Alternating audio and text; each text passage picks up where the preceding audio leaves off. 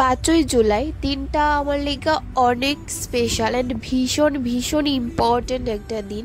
এই দিনটা হয়তো আমি আমার লাইফে অনেকবার পাইলেও পাইতে পারি, বাট সেম সিচুয়েশানে আমি হয়তো আর কোনো সময় পাইতাম না।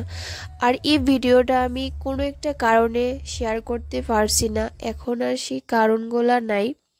যাই হোক, তো আমরা এই দিনটা স্পেশালভাবে সেলিব্রেট করার লেগে পড়ছিলাম একুরেলিয়া ক্লাব হাউসে। তো এখানে আমার একটা ফ্রেন্ড পল্লবী আসছিল, তো তাই আমি আগে থেকে সব কিছু করে রাখছিলাম, অ্যারেঞ্জ করে রাখার লেগা। তো তাই আমার কথা মতো সব কিছু অ্যারেঞ্জ করে রাখছিল।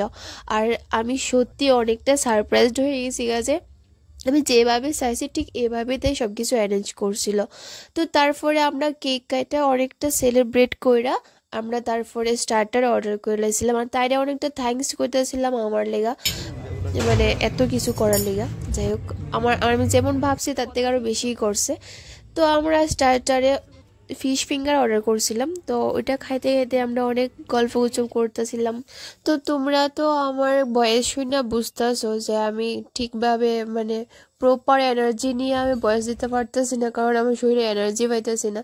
তো আমরা স্টার্টার শেষ করতে না করতে আমার কাছে পড়ছিল হলো মেন কোর্স। আর মেন কোর্সে আমরা যার যার পছন্দ মতো অর্ডার করছিলাম। আমরা মেন কোর্সে অর্ডার করে নিয়েছিলাম হলো হাক্কা নুডলস, চিকেন ফ্রাইড রাইস, আর 2টা কলকাতা স্টাইল চিকেন বিরিয়ানি, আর চিকেন কষা। আর এখানে তো তারা স্যালাড দিছিল, রায়তা দিছিল সাথে, আর দিছিল চস। তো আমরা ভাবছি না যে যেমনভাবে দেখতে লাগতেছে ঠিক তেমনভাবেই খাইতে লাগছে। আর দম বিরিয়ানিটা একটু আলাদা ছিল, সত্যি কলকাতা স্টাইলেই এমন হয় কিনা আমি জানি না, কিন্তু সত্যি খাইতে অনেকটাই টেস্ট লাগছিল।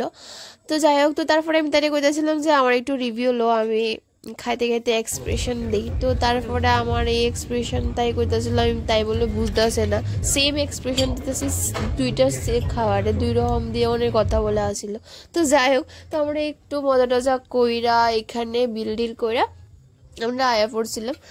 আর আইতে আইতে একদম মানে খরগোশের মতো বক বক করতেছিল, অর্থাৎ যেটা সবসময় করে।